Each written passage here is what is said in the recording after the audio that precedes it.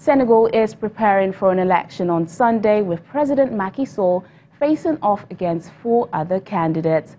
Mr. Sall is widely expected to win a second term after the country's 2 best-known opposition figures were barred from running because of corruption allegations. Let's take a look now at Senegal's elections. Joining us is Achike Chude, an African Affairs analyst, to discuss more on this. Looking at the 4 candidates that will be facing President Macky Sall, I'm sure you know them. Do you think they have a chance of winning? Well, going by the projections for the election, President Macky Sall is obviously in the lead. And there are reasons for that. Of course, people feel that if he had not, his government had not barred 2 very popular figures, political figures in Senegal, then he would not have as much chance as he has.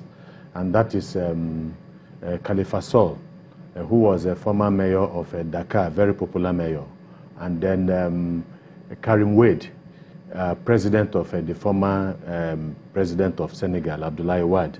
These were very, very prominent figures, and people have been very suspicious about the ban that were placed on these 2 figures. They felt that it was deliberately done, and then the charges against them, there's some, they were both involved in, there was a charge of embezzlement, and then so one of them, I think, had, I think, dual citizenship or so. So they barred them from the election, and people feel that it was deliberately done to clear the way for Macky Sall. Obviously, the other candidates, apart from the other candidates you look at, I think it's just Idrissa Seck, who was once a prime minister under Abdoulaye Wade in the 2000s, and is the most prominent of these political figures, but not prominent enough to want to cause some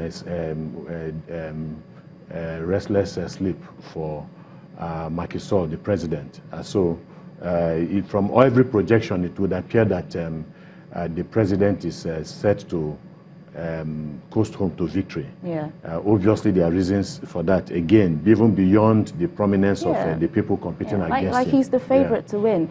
How would you assess his time in office, President Sall? Oh, it's basically the reason why I think he's poised to win. He's done remarkably well as a president since he came to power.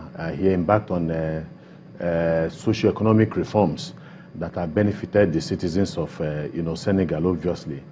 He has made huge investments in infrastructure, healthcare, education also. And again, in spite of the 1 or 2 noises from the opposition, Senegal has continued to remain more or less a stable democracy in West Africa. And so he has done well, and he has made some money is available to poor families in Senegal. So all of these things, I think, apart from, then of course job creation is one area where he has also done very well, and the economy has been growing by about 6%. So the life of the average Senegalese is much better than it was, sometime past. And on the basis of all of these assessments, it puts him in a prime position actually to grab this presidency once more. I'd like to bring in what you said there. Senegal's democracy is one of the stable ones on the continent, and also the BBC says the country remains the only in West Africa never to have suffered a military coup. Yes. What can Africa learn from Senegal? Well, it's a model. Obviously, it's working well. Apart from the fact that they've had a stable democracy for quite some time, has given the Senegalese citizens as well as the elites the opportunity to actually begin to invest more in building their democracy.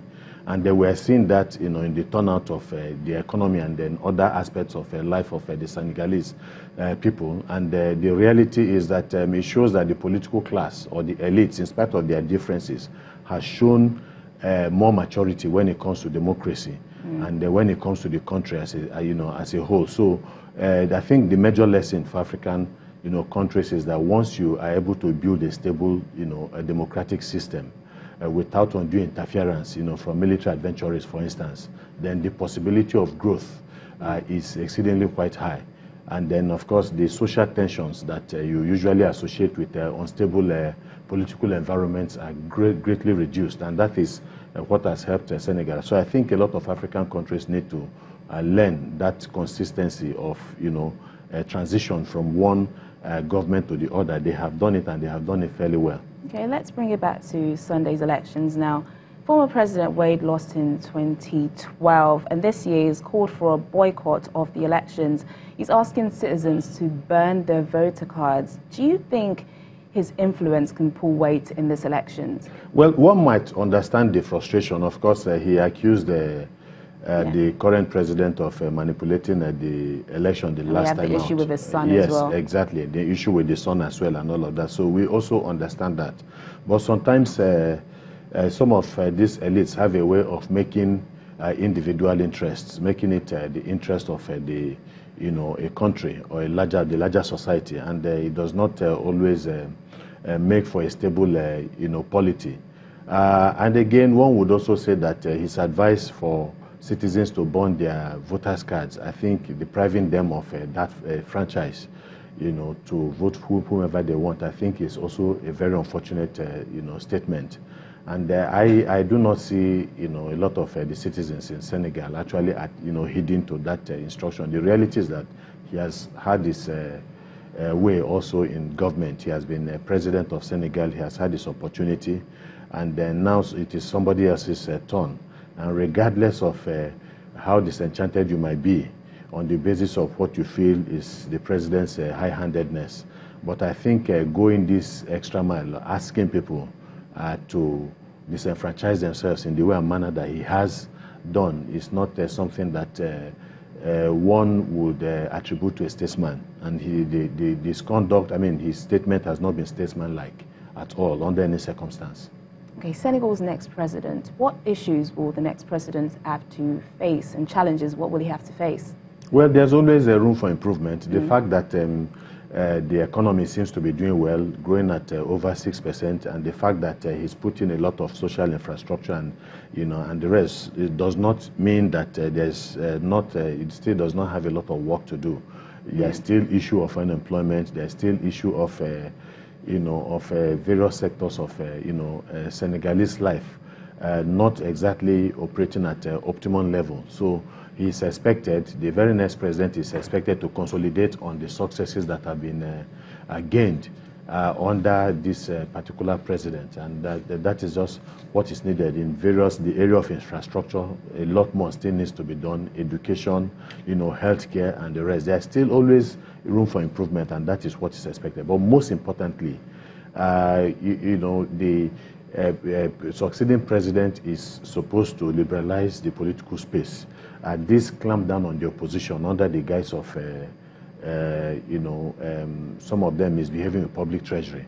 Yeah. Sometimes these things are used as an excuse to get rid of political opponents, and I think that they should be watchful of such, tactics. African Affairs Analyst Achike Chude, it's always a pleasure speaking with you. Thank you for joining us on Network Africa. It's always a pleasure too.